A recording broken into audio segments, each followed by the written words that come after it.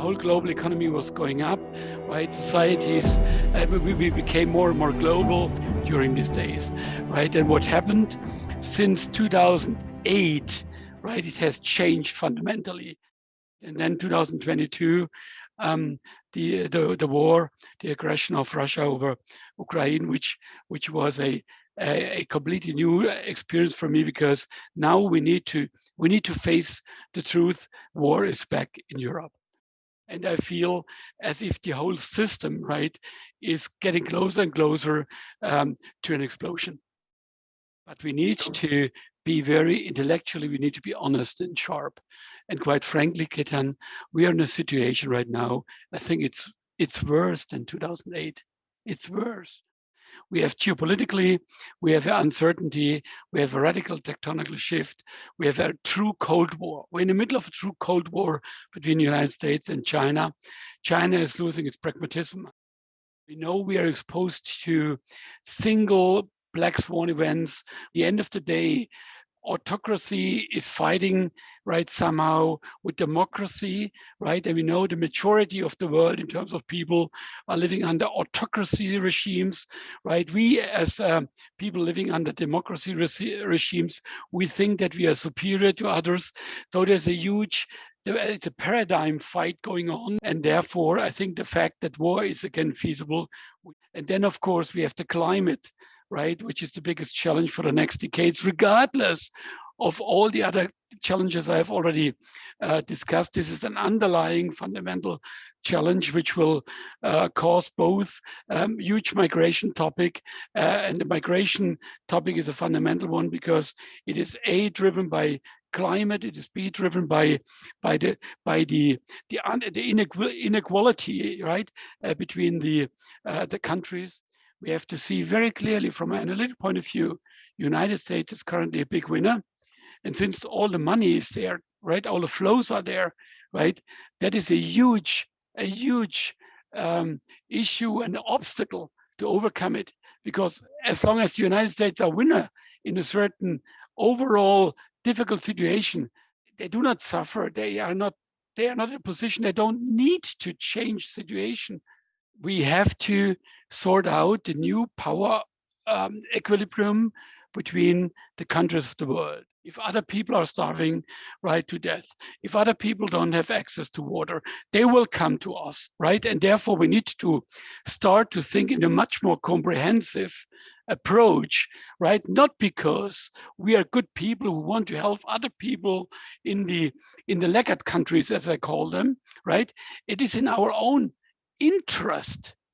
Yeah, it's our own benefit that we are helping them. Ultimately, we cannot survive in an island in America or in Europe if the global planet is falling apart. We cannot survive because ultimately this will lead to war. It will lead to ongoing crisis, and we will pay for it. So, and therefore, I think we need to fundamentally change, right, our thinking. The wealthiest countries of the world, they need to find a solution, right, on a global basis. And all this, right, getting back to nationalism is the worst thing what we can do. We need to talk more about it. We need to talk about, is it enough to have a shareholder value paradigm, right? We used to live in I was educated in shareholder value paradigm, right, at Goldman's, at Bain, at McKinsey. Everything was great and it helped a lot. And over the last couple of years, we started to say, oh, maybe we need to ensure survival of the shareholder value paradigm. And so we added, smartly enough, a little bit ESG into it, right? In order to make the shareholder value paradigm look a little better in the perception of others. But at the end of the day, that's not enough, right? That's not enough. We need to think about a very integrated approach, finally, of financial capital, human capital, social capital, and natural capital, right?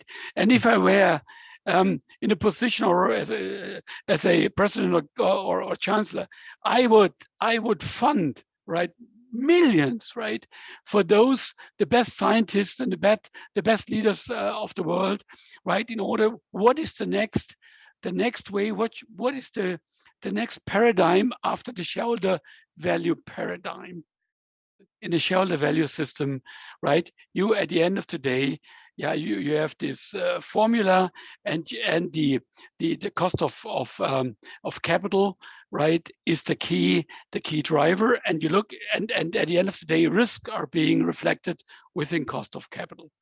And what you see, right, in the last, and what we have experienced over the last years, when we had zero interest rates or even negative interest rates, right? We had seen that the interest rate as such was so dominant that nobody cared about the risk. Now the cost of capital are exploding, not because of the risk, they're exploding because of interest rates, right?